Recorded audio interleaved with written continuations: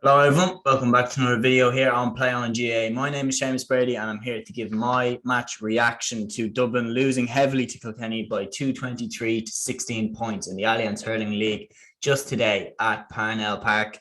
I'm disappointed. I'm not that surprised though, to be honest. Kilkenny have looked pretty good.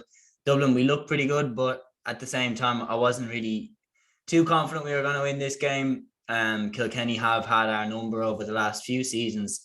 But at the same time, I'm not that pessimistic about Dublin season now. I'm not all of a sudden gone from having been very confident, very positive after the Tipperary game to now all of a sudden being down at the Dolphins. I think, look, it was just an off day. It was a bad day at the office. Dublin, we didn't turn up.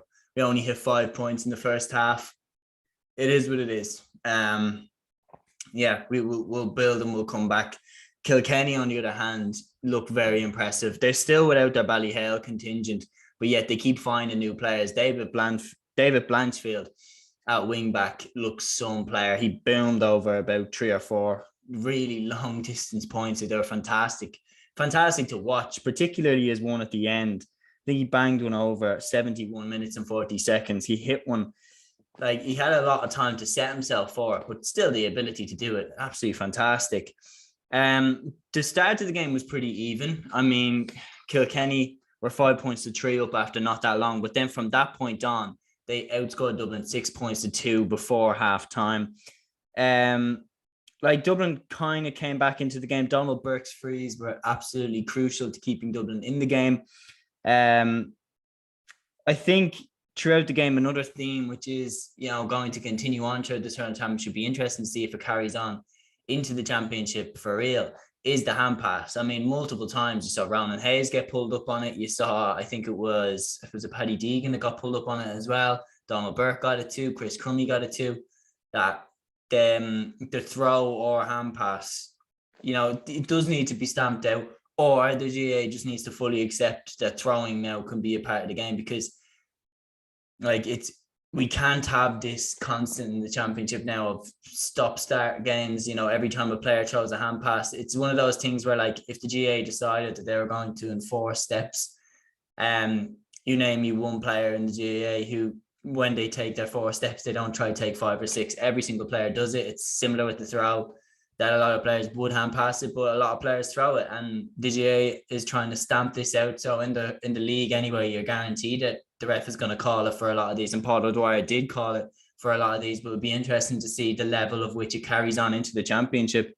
Coming towards the end of the half, obviously Blanchfield right on the half-hour mark hit a brilliant point to make it 9-5 to Kilkenny. Then they turned over James Madden and Martin Keoghan, pointed to make it 10-5. Then Tom Phelan brilliantly set up Walter Walsh when he was injured. You could see him pull up, but he carried on one and set Walter Walsh for a point to make it 11-5. That little burst by Kilkenny right on the stroke of half-time was crucial, because that really, on a day when Dublin only hit 5 points in the first half, to go in with a 6-point lead, that felt like a lot further, because Dublin hadn't really demonstrated any goal threat in the first half either. Ronan Hayes had been very well picked up by Huw Lawlor, and with Paddy Deegan sweeping in there as the extra defender, Kilkenny's defence just looked rock solid, even without Pádraig Walsh, which is a massive plus. Michael Carey at wing back, Michael Butler in cornerback looked very good as well. Tommy Walsh had a good game in the other corner. Huw Lawlor was man of the match. As I said, he did a fantastic job on Hayes. So the Kilkenny defence just looks imperious. And you still have the likes of, in my opinion, Darren Mullen comes back in there into the cornerback. Right now, I'd probably have him in for Tommy Walsh, potentially with Butler in the other corner. If not, then I'd probably go Niall Brazil at centre back and Paddy Deegan back into the corner, even though Deegan looked really good at centre back. The wing back positions, I think David Blanchfield has to go in at one of them. His performance was absolutely superb. He looks like a real find for Cody. Midfield, Cian Kenny as well, another great game from him. Interesting enough, Alan Murphy partnered him in midfield. Personally, I'd be looking more towards Colin Brown if he comes back. I'd be looking towards a Killian Buckley to partner, or Conor Fogarty to partner him in midfield. But Murphy, shown his versatility there. Second half, Dublin come out with it all to do. Make no mistake, Dublin had it all to do in the second half. They came out, they started well. Early goal chance for Fergal Whiteley. It ended up at a point with Ronan Hayes. And then a mistake by Tommy Walsh leads to a 65, which Donald Burke points. So 2 points in a row, 11-7. And then Owen Murphy makes a bit of a rookie mistake. Donald Burke points the free, 11 points to 8. So now Dublin have hit 3 in a row on the restart, and all of a sudden a bit more excitement in the crowd, but then it's flattened completely on the 43rd minute. Walter Walsh's goal. I mean, let's just say before, there were 2 brilliant pieces of Dublin defending. I mean, the hook initially and then the block, but it falls to Walter Walsh. What a finish.